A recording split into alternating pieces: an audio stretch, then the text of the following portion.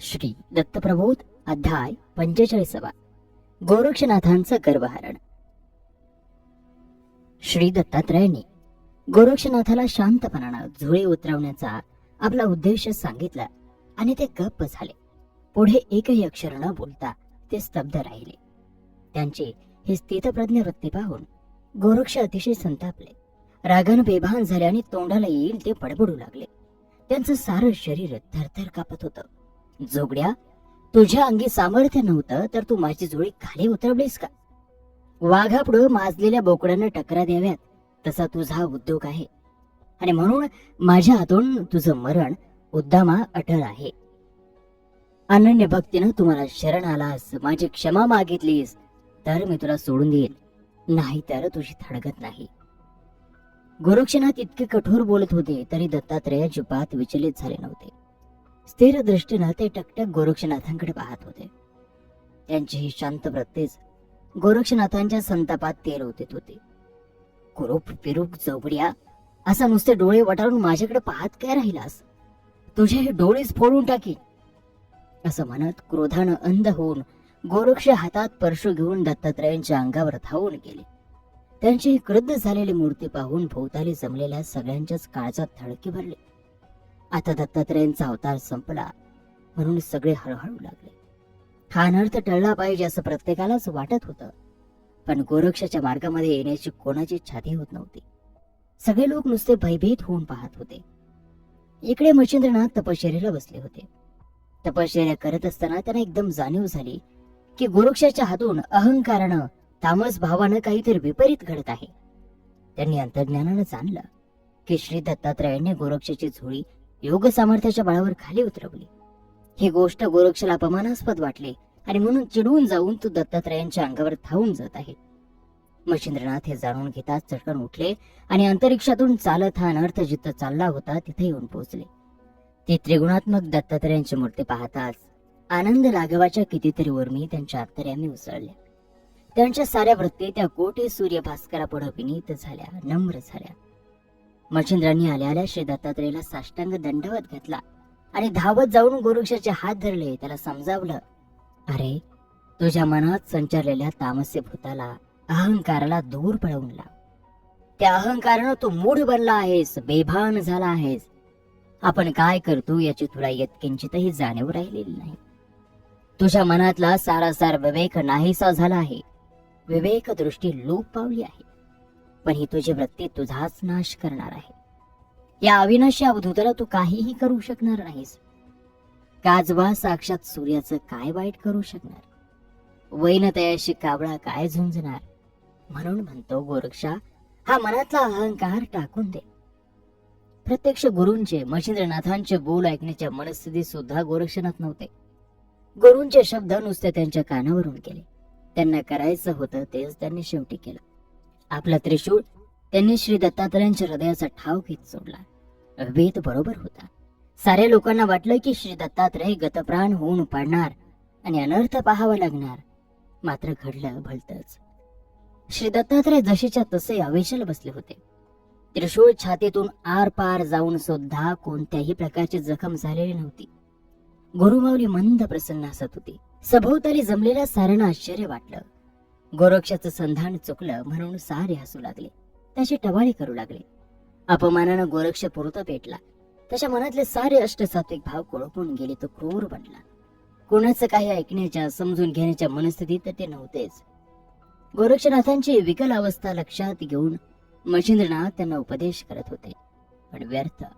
चिरडीला येऊन धावत जाऊन गोरक्षनाथांना त्रिशूळानं दत्तात्रयांच्या अंगावर अनेक वार केले, पण तरीही दत्तात्रयांना काही सुद्धा झालं नाही.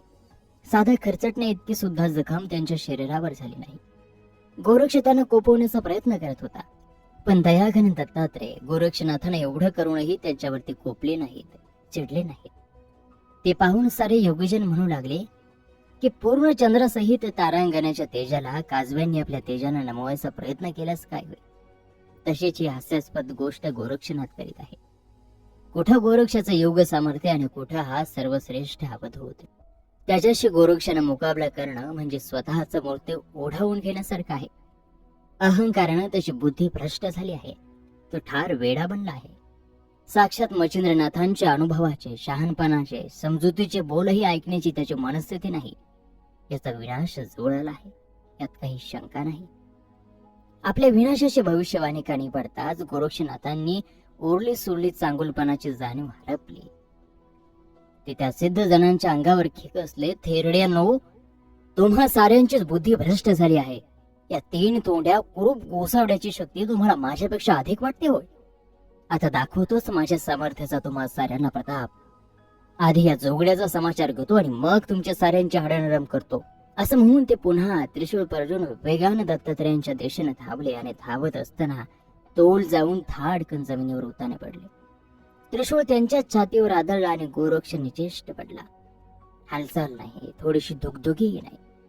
प्राण उडून गेल्यावर कलेवर बाकी उरतं तसं ते चैतन्य होऊन पडले होते. गोरक्षनाथांचा तो निचेष्ट देह पाहून जमलेले सगळे भयचकित झाले. त्याच्या गुणाचे गोडवे हळूहळू गाऊ लागले. याच्यासारखा सिद्ध साधक योगयुक्त दुसरा कोणीच या भूतलावर नव्हता. याच गोष्टीचा गोरक्षाला अत्यंत अभिमान होता आणि या अभिमानापायीच हा विनाश स्वतःवर ओढावून घेण्याची त्याच्यावर पाळी आली. मच्छिंद्रनाथांना शोक आवरला नाही. ते धावत त्याच्या कुडीपाशी गेले. त्यांच्या डोळ्यातून घळघळा अश्रू वाहत होते. त्या सतशिष्याचे गुण आठवून त्यांना गायवरून येत होतं. पण श्री दत्तात्रयांच्या हातूनच त्याच्या अहंकाराचं, दंभाचं त्याला प्रायचित्त मिळाल्याचं बघून त्यांना समाधान होत होतं. अभिमानानं माणसाची तपश्चर्या कशी मातीमोल होते याचं गोरक्षनाथ हे मूर्तिमंत उदाहरण होते. महाबलाढ्य रावणानं सीतेचं हरण केलं. स्वतःच्या अभिमानासाठी तिला परत द्यायचं नाकारलं. प्रत्यक्ष श्री रामचंद्राशी वैर मांडलं. शेवटी परिणाम काय झाला? रावणाचा सर्व स्वाकट विनाश. तीच गोष्ट हिरण्यकशिपूची. त्यानं तर महाभगवान विष्णूंशी उभा वैर मांडला. त्यासाठी विष्णू भक्ती करणारे आपल्या पोटच्या पोराला मरणाच्या दाढीत लोटलं. त्याचं त्याला काय फळ मिळालं? विनाश. साक्षात चैतन्य घनाशी वैर करणाऱ्याला हीच शिक्षा असते. तीच शिक्षा अहंकारी गोरक्षाला मिळाली. हा विचार करूनही मच्छिंद्रनाथांना शोक आवरत नव्हता. आपल्या लाडक्या शिष्याला छातीशी कळवळून ते म्हणत होते, लाडक्या, एकदा तरी डोळे उघड रे. हा गुरुनाथ तुझ्या एका दृष्टिक्षेपासाठी तळमळतो आहे, तडफडतो आहे. मला सोडून तू जाऊ नकोस. तुला असं जाता येणार नाही. उघड डोळे, उघड गोरक्षा, डोळे उघड. मच्छिंद्रनाथांची ती अवस्था पाहून दत्तात्रयाने आपल्या मृदमधुर स्वरात सांगितलं, सज्जन हो, तुमचा गोरक्ष आता डोळे उघडून उठून बसेल. त्याला काही एक झालेलं नाही. तो पूर्वीसारखाच आहे. आणि गोरक्षही आळोखी पिळुक देत उठून बसले. 2 क्षण त्यानं सभोवार बघितलं. चैतन्यानंद अवधूताला बघून त्याची गात्र रोमांचित झाली. साऱ्या वृत्तींचा लय झाला आणि अहंकार अभिमानाचे कवच गळून पडले. त्या सदैव धवल सौम्य दृष्टीत सार विरघळून जात आहे असं वाटू लागलं आणि ते धावत जाऊन दत्तात्रयांच्या गळ्यात जाऊन पडले. त्यांनी गोरक्षनाथाला हृदयाशी कवटाळलं. त्यांच्या नजरेत आपले उल्हास समय चैतन्यदायी नजर मिसळले. त्यांच्या सर्वांगावरून आपला कोमल करुणामय हात फिरवला. त्या स्पर्शाचा पेस फिरताच गोरक्षांच्या साऱ्या वृत्ती स्थिर झाल्या, एकलय झाल्या. षटचक्र पुलकित झाली. मेतूपण गळून गेलं. द्वैताचं पटल कोमेजलं आणि त्यांची समाधी लागली. अनन्य साधारण अलौकिक सुखात गोरक्षनाथ मग्न झाले. त्यांना जेव्हा जाग आली तेव्हा सगळी मंडळी त्यांच्याकडे चकित होऊन पाहत होती. गोरक्षनाथांचा अभिमान गळाला होता. आपण लौकिक अहंतेपायी आल्या आल्या श्री दत्तात्रयाला पाहता क्षणीच भेटावंसं वाटलं असूनही भेटलो नाही. आपल्या सामर्थ्याची आपण परीक्षा घेतली आणि गुरुपंथात तुल्यबळ आहोत की नाही हे आजमावलं. स्वसामर्थ्याची प्रचिती घेतली. पण आता श्री दत्तात्रयांच्या अंगसंघानं ह्या साऱ्या मेतूपणाच्या संवेदना हरपल्या. मन निर्मम निर्विकार झाले. अशी प्रांजळ कबुली गोरक्षनाथांनी दिली. श्री दत्तात्रयांनी त्यांना त्यांच्या प्रश्नाचे उत्तर देण्याचे आश्वासन दिलं. आणि अशा प्रकारे श्री दत्तप्रबोध ग्रंथातील हा 45वा अध्याय या ठिकाणी समाप्त होत आहे.